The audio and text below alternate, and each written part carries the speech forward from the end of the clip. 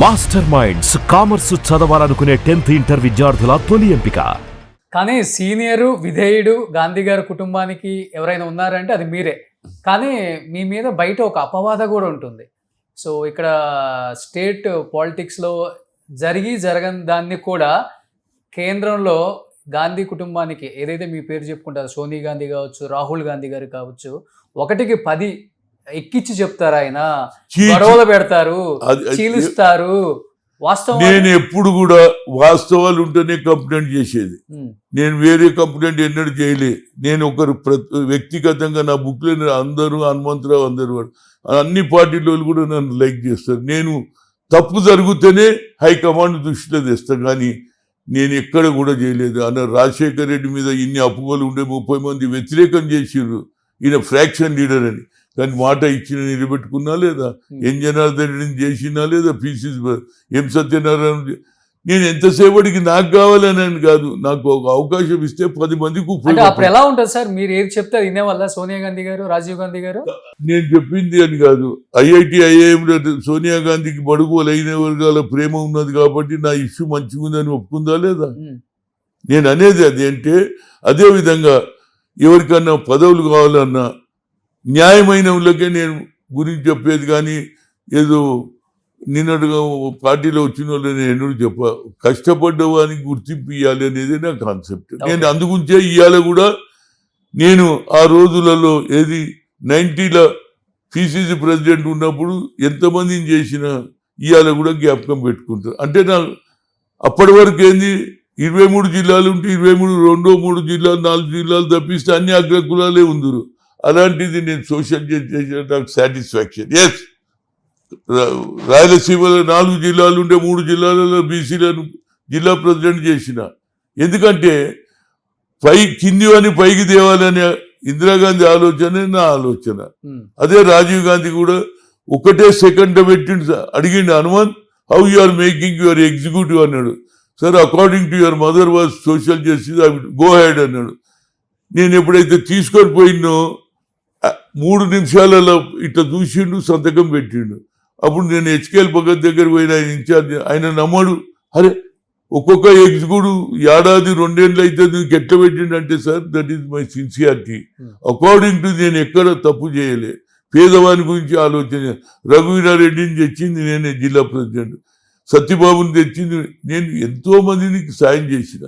Point ఏంటంటే, వాళ్ళు జ్ఞాపకం ఉన్నాడు, జ్ఞాపకం ఉంటాడు. ఇవాళ బట్టి ఉన్నాడు, బట్టిని కూడా రాజకీయంలో తెచ్చింది నేనే. వాళ్ళ అన్న మంచోడు ఉండే, ఎవరు మన మద్దు అనంతరాములు, అతను ఎంపీ ఉండే, ఆయనకు నాకు మంచి ఫ్రెండ్షిప్ ఉండే. కనుక ఆయన తమ్ముడని నేను ఎంకరేజ్ చేసిన, ఆయన మొదలు పార్టీలో చేర్చుకున్న, పీసీసీ ఎగ్జిక్యూట్ చేసిన. సమయం వచ్చినప్పుడు లోకల్ బాడీ ఎలక్షన్స్ కూడా మద్దతు పేరు ఇచ్చిన, ఖమ్మంకి గెలిచాడు. ఆ తర్వాత సిఎల్పి లీడర్ కూడా చేయడానికి నా ప్రయత్నం చేసిన. అందరు అన్నారు, రెడ్డిని చేయాలంటే ఎట్లయితారా? ఆల్రెడీ ఉత్తమ్ కుమార్ రెడ్డి ఉంటాడు, ఇంకో రెడ్డి ఎట్లుంటాడు? ఈసారి సోనియా గాంధీ ఏమని చెప్పిండు, KCR, we come to the power, I will make a SC will be the chief minister అన్నాడు. చేయలే అని నేను ఎవరికి చెప్పినా, వేణుగోపాల్కు చెప్పిన, హైదరాబాద్కు వస్తే ఆయన గోల్కొండ హోటల్ ఉంటుంది, sir, you make him, because KCR has not done నేను ఎస్సీని మీరు సిఎల్పి లీడర్ చేస్తే మంచి. అప్పుడు బాగా సంతోషంగా ఉండే, మంచిగా వచ్చింది. కానీ ఇప్పుడు చూడు, సమయం మారింది. ఆయన నాకు సాయం చేసిండా లేదా లేదు, కానీ 2 నాకు ఖమ్మంలో అన్యాయం జరిగిందని చెప్పగలుగుతా. ఇక ఎవరు చేసిండ్రు అనేది మీరు అర్థం చేసుకోవాలి. ఓకే, కాదు, ఇంతమందితో వర్క్ చేశారు కాబట్టి, సంజయ్ గాంధీ కావచ్చు, రాహుల్ గాంధీ, ఇందిరాగాంధీ, ఎవరు చనిపోయినప్పుడు చాలా బాధేసింది మీకు?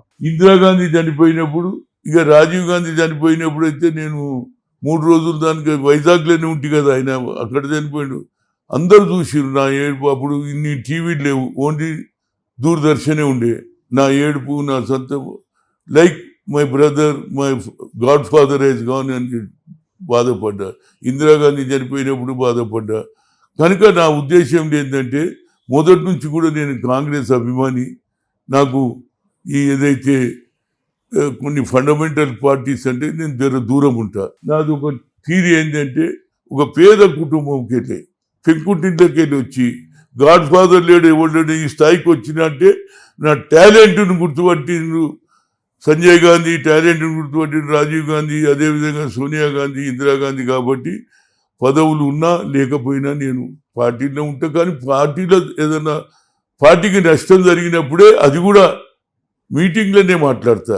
ఏది 4 రూమ్లు ఉన్న మీటింగ్లోనే ఓపెన్ గా మాట్లాడతారు కదా ఏదైనా, మీరు ఎవరు తర్వాత అడగరా?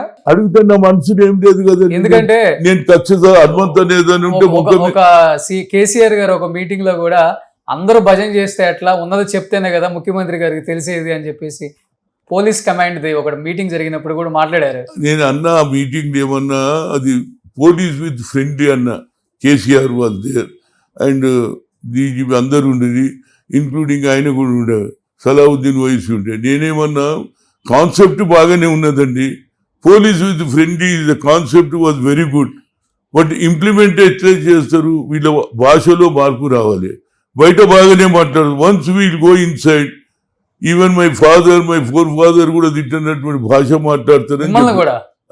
ఇప్పుడు ఎట్లున్నది అనేది 4 రోజులు తెలుస్తుంది. ఎందుకంటే కొంతలో మార్పు వస్తుంది, ఇంకా మార్పు రావాలి. ఎందుకంటే పోలీసు వ్యవస్థ అనగానే ఈవెన్ స్టూడెంట్స్ కానీ యూత్ కానీ పోలీసు వాళ్ళని చూస్తే కోపం. నువ్వు ఏదన్నా మాట్లాడు, బహిరంగ సభలో పోలీసు వాళ్ళని అంటే పిల్లలు ఖుషి అవుతారు, బాగా చెప్పిండ్రు. అంటే పోలీసు వ్యవస్థ ఆ విధంగా అన్యాయం చేస్తుందని కాన్సెప్ట్ను తక్కువ చేయాలంటే వాళ్ళలో కూడా మార్పు రావాలనేదే నా ఉద్దేశం. సుమన్ టీవీలో మీ పర్సనల్ అండ్ బిజినెస్ ప్రమోషన్స్ కోసం కింది నెంబర్కి కాంటాక్ట్ చేయండి.